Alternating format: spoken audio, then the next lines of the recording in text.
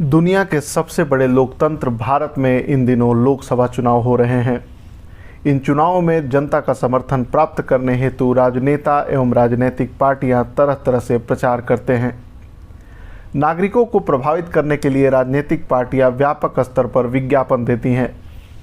अधिक से अधिक वोट प्राप्त करने हेतु राजनीतिक दल एवं राजनेता अधिक से अधिक विज्ञापन देते हैं। स्वाभाविक रूप से राजनीतिक विज्ञापनों का पर्यावरणीय प्रभाव भी व्यापक होता है। जलवायु संकट के मद्देनज़र मानव गतिविधि के हर क्षेत्र में टिकाऊ प्रथाओं में बदलाव अपरिहार्य एवं आवश्यक हो गया है। पिछले साल अगस्त 2023 में 5 राज्यों में विधानसभा चुनाव से पहले चुनाव आयोग ने चुनावों में गैर बायोडिग्रेडेबल सामग्रियों के उपयोग हेतु पर्यावरणीय जोखिमों पर अपनी चिंता व्यक्त की थी। इसके अलावा प्रचार सामग्री हेतु पर्यावरण अनुकूल सामग्री के इस्तेमाल की बात भी कही गई थी। चुनाव प्रचार पर्यावरणीय प्रभाव की यह चिंता काफ़ी पुरानी है। 1999 के लोकसभा चुनाव से ही चुनाव आयोग पर्यावरण अनुकूल चुनाव प्रचार हेतु अपील करता रहा है। हालांकि चुनाव आयोग के इस अपील का असर राजनीतिक पार्टियों के व्यवहार पर कितना पड़ता है, यह एक बड़ा सवाल है। आज के समय को देखते हुए पर्यावरण अनुकूल चुनाव की आवश्यकता बढ़ रही है, जो नागरिक भागीदारी के साथ साथ पर्यावरणीय प्रबंधन को भी बढ़ावा देने से ही आएगी। आमतौर पर चुनावों के पर्यावरणीय प्रभाव को अक्सर नज़रअंदाज कर दिया जाता है। 2016 के अमेरिकी राष्ट्रपति चुनाव में केवल एक उम्मीदवार द्वारा प्रचार उड़ानों द्वारा उत्सर्जन 1 वर्ष के लिए 500 अमेरिकियों के कार्बन फुटप्रिंट के बराबर था।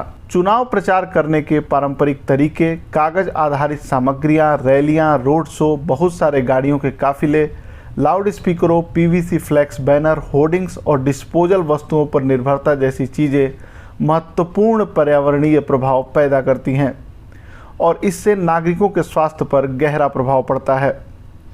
हमारे देश में लगभग 96 करोड़ मतदाता हैं। इन मतदाताओं को प्रभावित करने के लिए जिस सघन प्रचार की आवश्यकता होती है, उसका पर्यावरणीय प्रभाव भी स्वाभाविक रूप से अधिक है। भारत जैसे देश में यदि हम ग्रीन इलेक्शन की तरफ बढ़ते हैं तो इसके प्रभाव बेहद सकारात्मक होंगे। इसके लिए हरित चुनाव की अवधारणा में प्रचार सामग्री से लेकर चुनाव रैलियों और मतदान केंद्रों तक हर चरण में पर्यावरण अनुकूल प्रथाओं को अपनाना शामिल होगा। पर्यावरण अनुकूल चुनावों को लागू करने में तकनीकी, वित्तीय एवं व्यवहारिक चुनौतियां शामिल होंगी, परंतु यदि दृढ़ इच्छा शक्ति से कार्य किया जाए तो यह पर्यावरणीय सुधार लागू किए जा सकते हैं। हमारे देश में ऐसे कुछ प्रयोग किए भी जा चुके हैं। 2019 के आम चुनाव के दौरान केरल राज्य चुनाव आयोग ने राजनीतिक दलों से चुनाव प्रचार के दौरान सिंगल यूज प्लास्टिक सामग्री से बचने का आग्रह किया था। इसके बाद केरल उच्च न्यायालय ने चुनाव प्रचार में फ्लेक्स एवं बायोडिग्रेडेबल सामग्रियों पर प्रतिबंध लगा दिया। इसके बाद दीवार पेंटिंग एवं कागज के पोस्टर विकल्प के रूप में सामने आए थे। हरित चुनाव सुनिश्चित करने के लिए सरकारी निकायों ने तिरुवनंतपुरम में जिला प्रशासन के साथ सहयोग किया। चुनाव कर्मियों के लिए गांवों में प्रशिक्षण सत्र आयोजित किए गए। इसका सकारात्मक प्रभाव स्पष्ट रूप से चुनाव में दिखाई दिया। ऐसे ही 2022 में गोवा स्टेट बायोडाइवर्सिटी बोर्ड ने विधानसभा चुनाव के लिए स्थानीय पारंपरिक कारीगरों द्वारा तैयार की गई बायोडिग्रेडेबल सामग्रियों का उपयोग करके पर्यावरण अनुकूल चुनाव बूथ बनाए थे।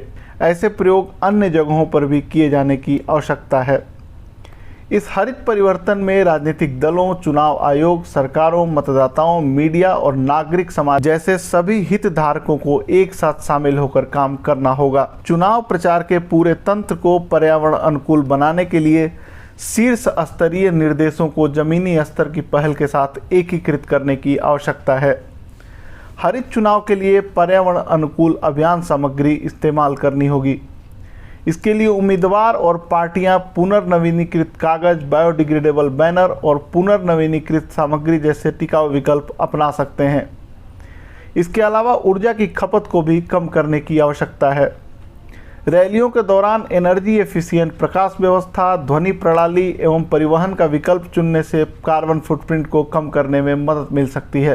प्रचार के लिए डिजिटल प्लेटफॉर्मों का इस्तेमाल करके भी चुनाव के कार्बन फुटप्रिंट को कम किया जा सकता है। इन सब के बाद सबसे महत्वपूर्ण बात यह है कि हरित चुनाव के लिए यह सबसे जरूरी है कि हमारे राजनीति के विमर्श में पर्यावरण को भी शामिल होना चाहिए।